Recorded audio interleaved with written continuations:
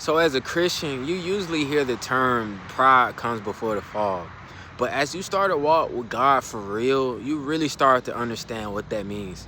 So boom, let me give you context to what happened to me this past weekend. So I'm walking with my fiance, and basically we've been doing this 21 days of fasting. So for her, she chose something, and on this walk, I had been teasing her. So, I playfully joke around, like I'm joking, but I'm just teasing. I don't mean anything by it.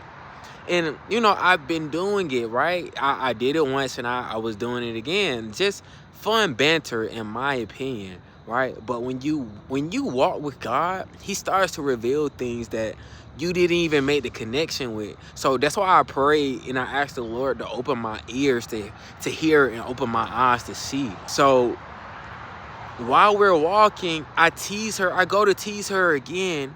I realize that God could be talking to you through other people, and if you aren't paying attention, you could miss it, right? And basically, her response to me teasing her was like, I literally heard God basically tell me to tighten up.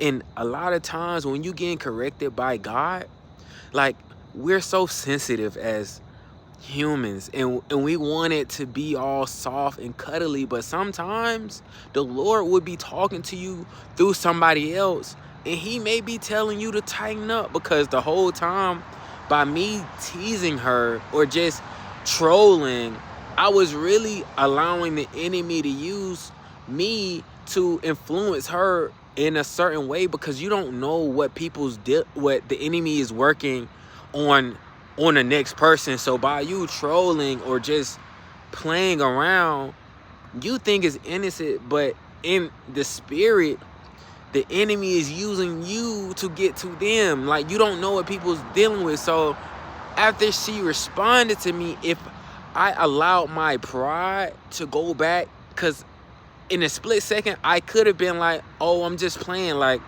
chill, like, you're doing too much. And then that could have took the situation and turned it into something totally different.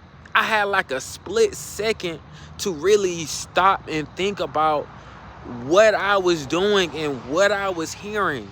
But the whole time, it's like the Lord was speaking to me through her. And if I was so prideful to the point where I wasn't able to hear, that conversation could have went totally different. We probably could have been beefing, or that could have spiraled into something else that I don't know where it would have went. But regardless, I was able to slow down, put my pride aside, and hear God tell me to tighten up, because the enemy was trying to use me in that moment.